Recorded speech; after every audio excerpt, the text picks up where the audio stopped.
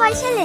কি ব্যাপার, ডে খুলছেন যে? আর খেলা দেখাবেন না? না, আমি আর খেলা দেখাবো না, আমার এখানে শেষ। স্কুল ছুটি হয়ে গেছে, আমার মেয়েকে আনতে যেতে হবে। কোন স্কুলে পড়ে আপনার মেয়ে? আমার মেয়ে গ্রিন ভিউ ইনস্টিটিউটে পড়ে। আরে বাহ, এ তো খুব দারুণ ব্যাপার। আমার মেয়েও তো ওই স্কুলে পড়ে, কিন্তু ওই স্কুলে তো অনেক খরচা, আমরা চালাতেই তো হিমশিম খেয়ে যায়। কিন্তু আপনি এত খরচা বহন করেন কিভাবে? এই যে একটু আগে দেখলেন না, মানুষকে নিচে হাসিয়ে যে উপার্জনটুকু হয়, ওতেই খেয়ে না খেয়ে আমার মেয়ের স্কুলের ফিসটা। অত কষ্ট করে আপনার মেয়েকে ভালো স্কুলে ভর্তি করার কি দরকার ছিল? একটা সরকারি স্কুলে পড়ালেও তো পারতেন।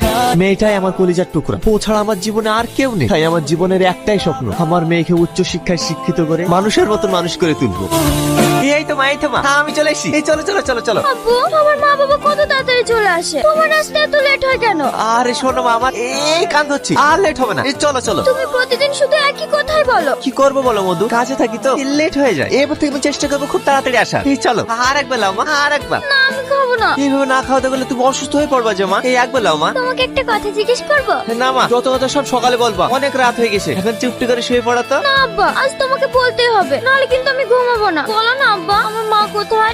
ওসব শুনে কি হবে, অনেক রাত হয়ে গেছে, ঘুমাও। না, আমি ঘুমাবো না। তুমি আমার এত যত্ন করো, তুমি আমাকে খাইয়ে দাও, পরিয়ে দাও, কিন্তু আব্বা, আমার মা আছে, আমার মা কোথায় আছে? তোর মায়ের কথা তোর সামনে বলি কিভাবে বল? তুই যখন এত করে জেদ করছিস, তাহলে শোন, তোর বয়স যখন 7 মাস, এই ভাঙা মোবাইল ও হাঁসের পালক ও টাকার বিনিময়ে পাবে।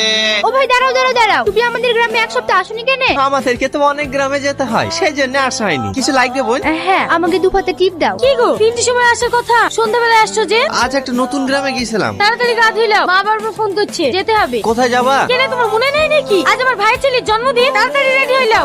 রেডি হতে তো বলছো, আজ তো তেমন বেচে কিনা হয়নি। কিলি যাবো? আমি ওসব কিছু জানি না, আমি আজ 1 সপ্তাহ আগে বলেছি আংটি নিতে হবে, আংটি নিতে হবে। আংটি করে নিয়ে যাবো গো? আমি যদি 1 মাস ফেরি করি, তাও তো আমি আংটি টাকা খুঁজতে পারবো না। আমি জানি তো, তোমার কোনো কাজে মরদ নাই। আজ পর্যন্ত একটা ভালো শাড়ি পাইনি, ভালো খেতে পাইনি, ভালো পড়তে পাইনি, কিচ্ছু পাইনি। যদি বলে একটা ভালো রেস্টুরেন্টে যাবো, তাও পারিনি। সব পূরণ করতে যদি নাই পারো, তাহলে বিয়ে করেছিলে কিসের লেগে? তুমি সবকিছু জেনে শুনে তো আমাকে বিয়ে করেছো, তাহলে আজ তুমি এরকম কথা বলছো কেন? জানতাম, কিন্তু সেটা ছিল আমার ভুল ধারণা। আসলে তুমি একটা কাপুরুষ।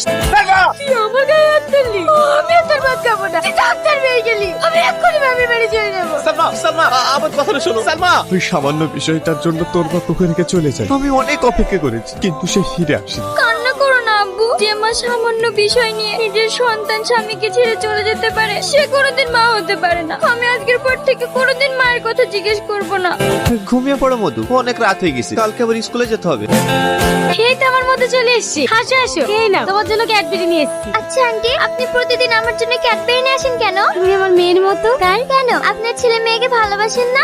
আমার ছেলে মেয়ে কেউ নেই। ছেলে মেয়ে নেই কেন? আছে, কিন্তু এই মুহূর্তে আমার কাছে নেই। তুমি ক্যাডবেরিটা